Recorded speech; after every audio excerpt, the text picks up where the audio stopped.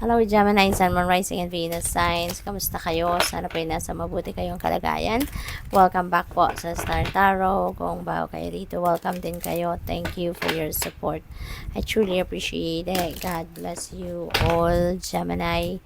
Una mensahe po ninyo, synchronicity. Ayan, sabi dito, thank you, angels. I trust your well-timed guidance and signs. Ayan, so, you are divinely guided, no? Gemini, napaka-blessed ninyo, napaka-swerte ninyo kasi binibigyan kayo ng gabay ng universe, and that is to lead you, no, towards where you need to be, to lead you towards kung saan kayo nararapat at a certain period of time. Kaya be on the lookout for those synchronicities, no? Kasi padala yan sa inyo para magkaroon ng linaw ang inyong isipan, magkaroon kayo ng clear direction of where you're heading, yung ganun ba, no? So, marami, no? Maraming ginagamit ng Divine Universe na symbols, no? Na paraan para iparating sa inyo ang kanyang gabay. So, what else? We have transformation. Archangel Sadkiel.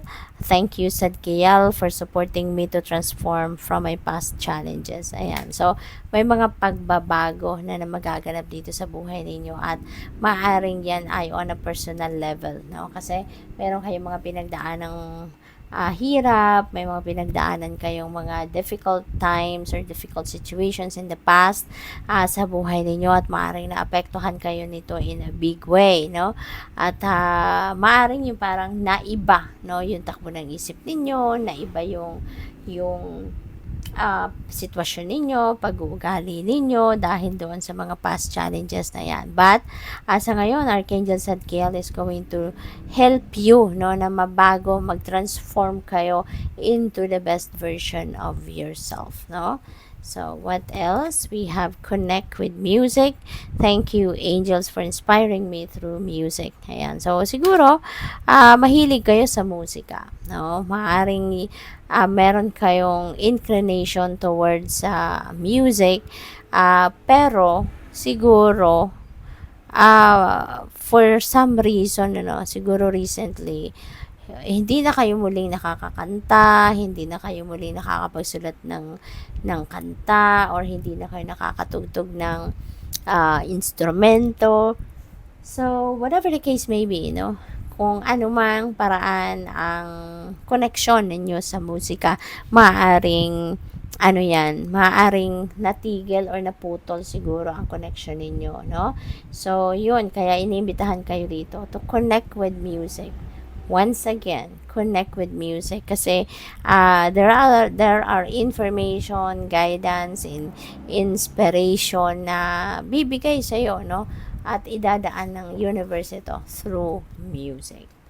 What else? We have open your heart. Ayan, Archangel Shamuel. Thank you, Shamuel, for removing the barriers around my heart. Ayan, so lilinisin, no, ni Archangel Shamuel ang mga negative energy, negativity surrounding you, no, dito. So, parang tutulungan kanyang walisin, i-ward off lahat ng negativity, no, around your heart. Kaya napakaganda. You are going to be feeling pure, no? Pure. Kasi mawawala na yung mga impurities, mawawala na yung mga negativity. What else? We have look in a book.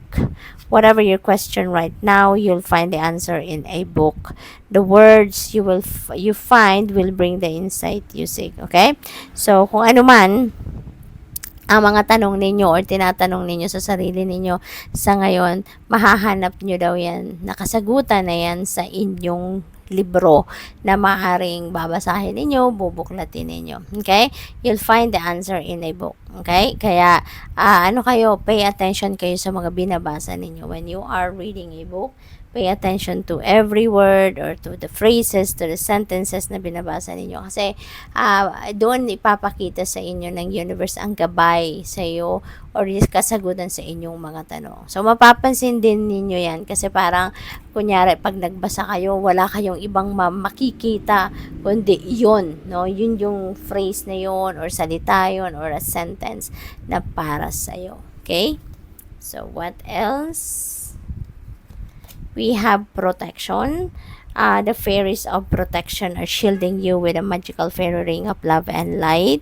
Practice psychic protection before embarking upon any spiritual work. So, para doon sa mga spiritual worker, this is a very important reminder para sa iyo, no? Na practice psychic protection first. Shield muna ninyo yung inyong energetic field with any kind of protection, no, na ginagamit ninyo before kayo magsimula ng inyong spiritual practice.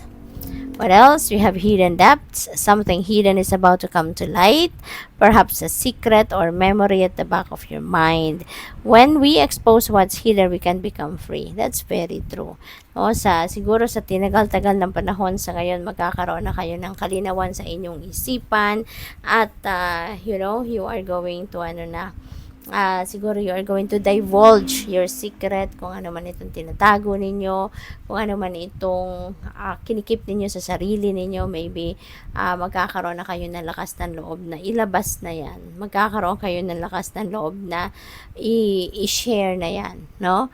Sa mundo or kung kanino man. And that is going to help you na maging magaan, no? Yung inyong pakiramdam, parang mabubunutan na kayo ng tinik sa dibdib. Kasi when you are freeing yourself from a secret or from something na tinatago ninyo for the longest time, that's going to liberate you big time. Kaya napakaganda ng pakiramdam na parang nakakawala kayo sa hawla, no? Parang ganon. Come together. Fairies like to be busy, and a group of them is showing you that many hands make light work. Okay? Working as a team helps get the job done. Okay? So, ayun, maaring meron ditong pagtutulungan, collaboration, pwedeng ganon. Maaaring meron ditong project na ginagawa kayo, meron kayong makakatulong, or maybe it's a family affair, no? Baka merong kailangan pagtulungan ang magkakapamilya, or pwede rin na sa work situation ito, magkakatrabaho, may project kayo na gagawin, or pwedeng magkakaibigan, no? Magtutulungan kayo, no? At mabilis, no, mapagtagumpayan kung maraming kamay at maraming isip ang nagtutulungan, hindi ba? Good luck. Thank you for watching.